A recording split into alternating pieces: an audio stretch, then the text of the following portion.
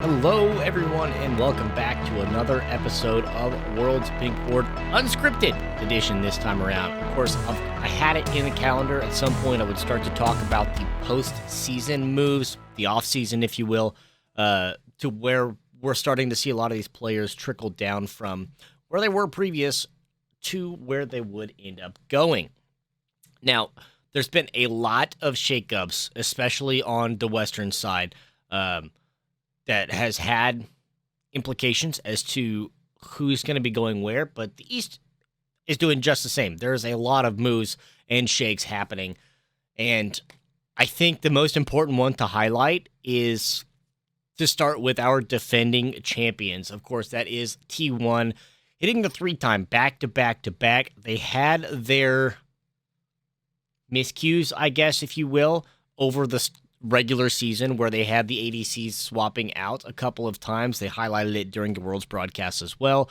So it's probably the least surprising to see that they end up losing Gumayusi to go off into the sunset. And I'll talk about where he went after this one, because eventually I'll break down as to what I think the best teams going into 2026 are over the world. Most of this, I think, is just going to focus on the LCK specifically, because as we saw this year, the LCK is the region to beat. They are the ones that are the top dog. It is them against the world. Everyone else is trying to find something to prove against them. So with the defending champions, they lose Gumayusi. They get Pays from JDG. Now, Pays has had appearances prior to in Worlds, was in the LPL for a little bit, so we've seen Pays play before. Imagine this is going to be kind of a plug-and-play here for T1. I think it's probably somewhat of a lateral move. I don't think Pace is necessarily as good as Gumayusi in the spotlight, but there's certainly potential that we could see a very significant repeat possibility for not only T1 to make Worlds, but to at least make it into the knockout stages. I'm not saying they're going to do a 4-time back-to-back-to-back-to-back, but I'm not going to be surprised either. With everybody else staying the same, they're maintaining Doran, Owner, and Faker, and Carrier.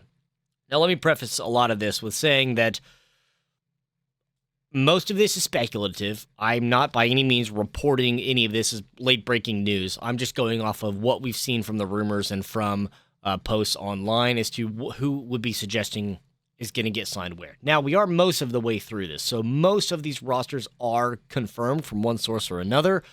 I'm just going off of what I'm seeing outright without doing any of that in-depth journalistic investigative reporting. So don't hold me to it if I say something wrong. Starting with T1, we'll look at another team that was doing very well, the team they faced off against, KT Rolster. So they are going to maintain most of the team being the same, but we have Perfect, Cuz, and BDD all maintaining their roles on KT. So really not too surprising from that one.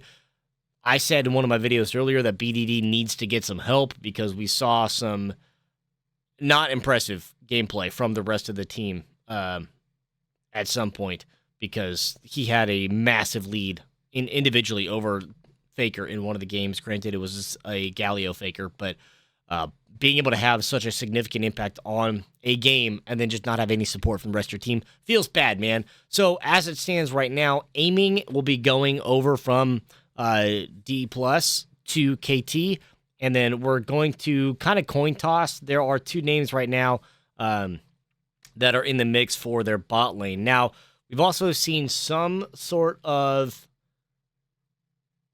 rumor mills that one of the two players has been playing ADC in their solo queue games. So between Ghost and Palu, interesting as to which direction they're going to end up going. From a lot of the Discord reactions, have not seen anything necessarily positive about aiming coming onto KT Rolster, but I think that's going to be a bit of a downgrade. I don't necessarily think that KT Rolster is going to have the same success. We saw them get through off of really good performances in their LCK playoffs in the last split. I don't think they repeat that one. I think they're on the outside looking in, so I'm going to say that KT probably doesn't make the cut with the moves that they've made.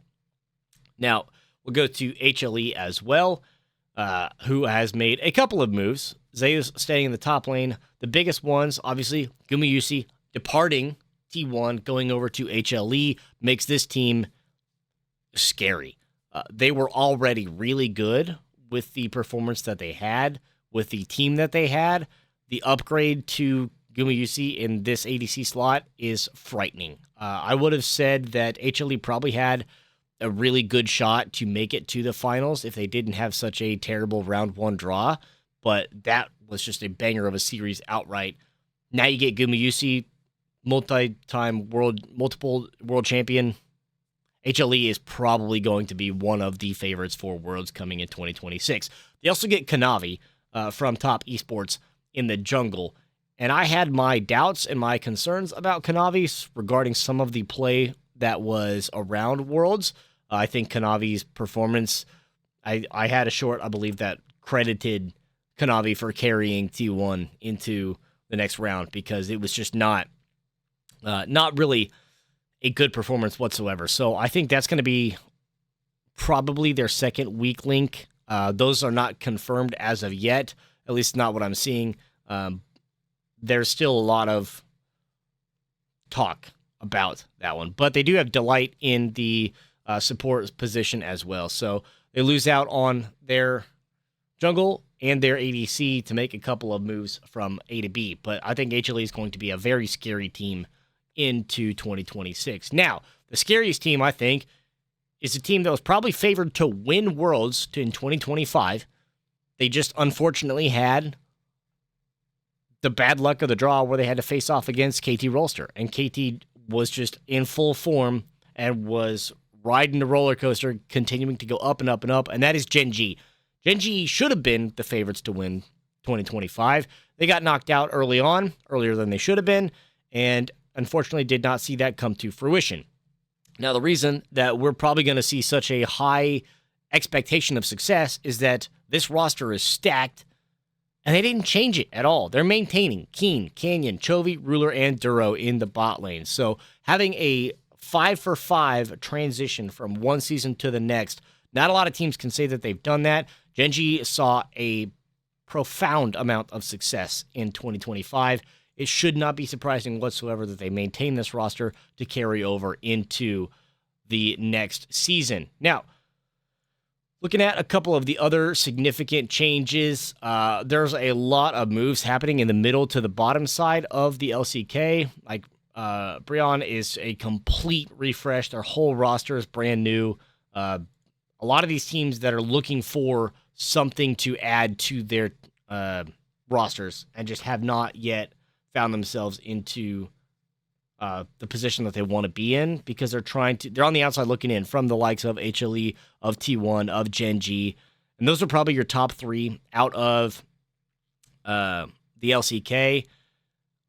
KT might be a fourth place team. You might find something with DRX. Maybe Damwon is able to get something out of their positioning as well. But that's what we have for the LCK. Now, we're going to look to what the LPL is up to.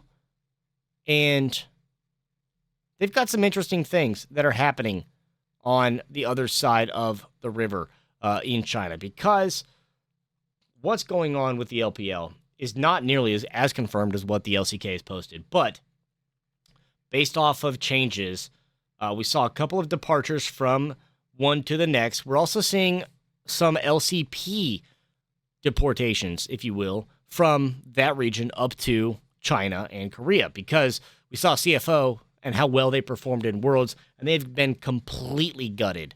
Most of the CFO roster is no longer with the team, so good for them, the players, chasing the bag to get where they want to be. Bad for the LCP as a region, especially because you have such a prolific appearance by CFO at Worlds and think, wow, this is something we could build on to build to a brighter LCP future and more successful region. And they're gone. Cool. Great. Well, a couple of highlights out of the LCP's departures. You have Junja and Honkyu leaving, rumored right now to be signed to JDG. Top Esports looks like they're maintaining Cream and 369 for their positions. BLG doesn't look like they're changing a whole lot. Neither does Anyone's Legend. Of course, those three were three of the more pronounced appearances, World's team appearances there from the LPL. So looking on the outside in, we're trying to find who this fourth team is going to be, because at the current juncture, Invictus Gaming, obviously in the play-in game, did not make it past T1. That's where the T1 Miracle Run started, from the play-ins. So everybody else is trying to be the one to replace Invictus to be able to get up there. And with the moves from the LCP, JDG making a lot of those moves as well. They lost their ADC, obviously, that went over to T1. So they have the replacement to go there, trying to find their upgrades with the mid lane and jungler from CFO. I do like those moves a lot. I think that Junja has really strong carry potential. It's just a matter of how well do they mesh into the new lane. So I don't think a lot of change really comes out of the LPL. The LCP, I think, is now in shambles. That region, unfortunately, is just fallen apart completely. You might see some success out of TSW again, but beyond that, it's not going to be super convincing that they're going to be doing as well as they realistically should be. So yeah, sorry to the LCP, but they're out. But on the note of LCP players leaving to go to the LPL, we also have one of the teams from the LPL outright just leaving. Fun Plus Phoenix, who was the world champions in 2019, put an asterisk on it because I know that I hosted a World's Watch Party in 2019 at the Esports Arena in Las Vegas. We did a whole live thing for people to come in and be able to watch it. Of course, it was overseas again, but playing against G2 Esports, everybody was really hopeful that G2 would finally have it. And pretty much everybody had predicted that G2 would be able to pull it out in a 5-game series. But I think I was the only pragmatic and realistic one that said Fun Plus was probably going to clean the house with G2. And that's more or less what happened. But because of that, I feel a little bit better about myself knowing that, yeah, of course the LPL is going to beat the LEC, or at that time EU LCS.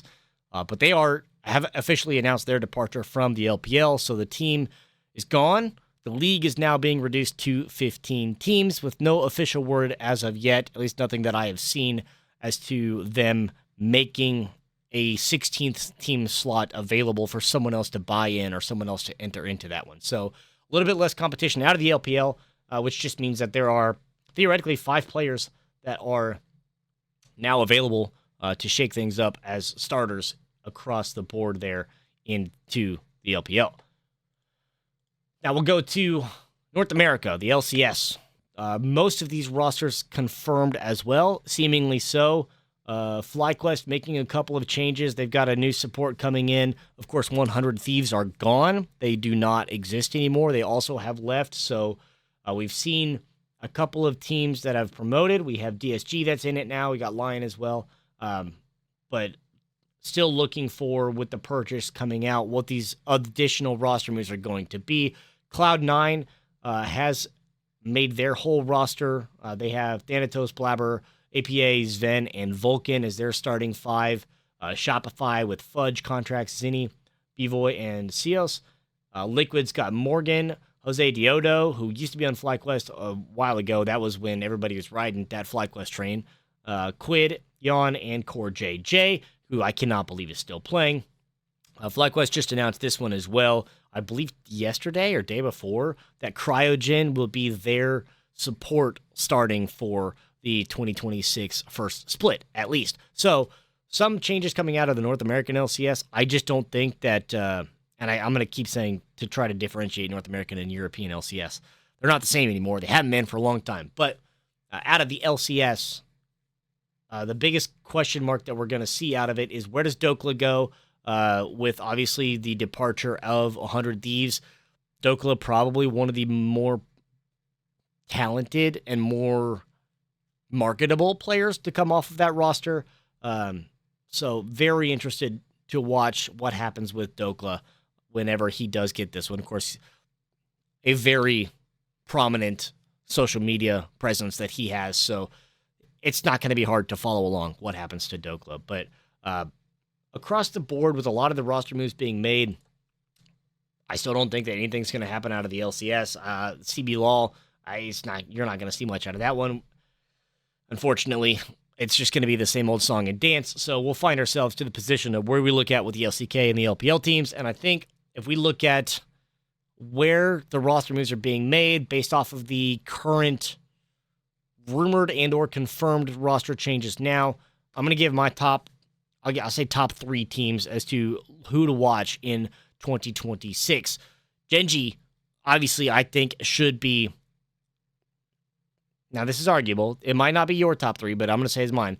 Genji, I'm going to put at number 1 in the list because the fact that they were so good for most of 2025. They really didn't have any issues whatsoever getting through a lot of the competition. Now, they found themselves up against a wall, backs against the wall there in Worlds, but I think part of that is because they probably should have 3-0'd. That's tough luck on their draw in the Swiss stages, but again, bad draw. They probably should have made it to the finals. Again, bad draw. But if you're the best team in the world, how much can you really blame it on a bad draw? The 5 best players all transitioning from one season to the next. They've learned their lessons. They should be able to apply that and move forward into 2026 with the number 1 slot in their pocket. Or they'll become the new top esports. And if they choke again, all of a sudden, like, okay, well, Genji just doesn't have that it factor. They're not going to be able to do that. My number 2, I'm going to give to HLE. I think that those 2 teams, when they played each other, was probably one of the best series that we saw at Worlds this year. And HLE, I think, has made upgrades because to me, Gumayushi's an upgrade. Viper's really good, don't get me wrong, but I think that across the board with HLE having the roster they do, Gumayushi is a lateral. Kanavi, I think, is a bit of a dip, but I still think that HLE has enough of the team play across that they're going to be fine moving through 2026. They're going to be a team that I will happily lock into the quarterfinals and the knockout rounds of Worlds a year from now. And I think my last one, I'm going to have to give to BLG. I don't think that we're going to see much more out of the LPL. I think their additions that they've made, the changes that they've made, they got Viper down in the bot lane, allegedly with having Knight in their mid lane as well. I don't think Knight is still confirmed yet, but having the roster that they do transition from one to the next, BLG was already a really good team. They have had a point very recently where they were a world's favorite, I want to say 2 or 3 years ago, where BLG should have been top dogs. I think they got knocked out early, if memory serves correct. But these are all 3 teams that have this experience, that they've been there, done that type of thing. And because of that, I mean, you can't credit all of that to their rankings and how they have. They just have such a great roster already. And you build around that, you get this international experience. Yeah, it helps. It doesn't do everything, but it helps. And then the honorable mentions, I think, is probably going to be the other 2 that we saw face off in the first round, and that's going to be T1, defending champions, obviously. I think that they probably get a 3 seed out of the LCK moving into 2026 for Worlds. And I think they don't have the stress of having the play-ins. It's just a matter of the question marks as to how their bot lane will perform with a change in this one. Granted, we saw a significant change in the top lane as they added Doran last year. Didn't seem to make a huge impact, but if you can rely on Faker as having a constant there, if you can rely on Owner being one of the best junglers in the world, if you can rely on Keria, who is the best support in the world, and I will not take any arguments of that one, then that's at least a solid enough foundation that you can work pretty well with that to move forward. So T1 right now for me is on the outside looking into the top 3, but they are an honorable mention. And on the other side, I'm going to give it to Anyone's Legend, who we saw play T1. It's just the same 5 teams, realistically, looking into 2026. These are the 5 best that were in 2025. I think they're going to be the 5 best that are in 2026. Order dependent on who you ask, but at this point, at this standing with the rosters that we've seen confirmed, those are the 5 teams that I'm going to say look the best into 2026. So let me know down below who you think is going to be our 2026 champions. Do you have anyone you've got your eye on? What was your most surprising roster change? Are we surprised at all to see Gumayusi leave T1? No. He got benched. Of course he would leave. Of course he's going to follow a payday. What about Peter? What happened to Peter? Where's he going to end up going? The downfall of the CFO and the LCP. I mean, there are so many storylines to talk about how this is going to impact and affect the splits of 2026, but a lot to talk about, of course. Can't get all to it in this video. Thank you guys again so much for watching. Right now, I got to reset, I got to recall, and pick up some boards to continue planning my content calendar. This has been the World's Pink Ward. I'll see you in the next episode.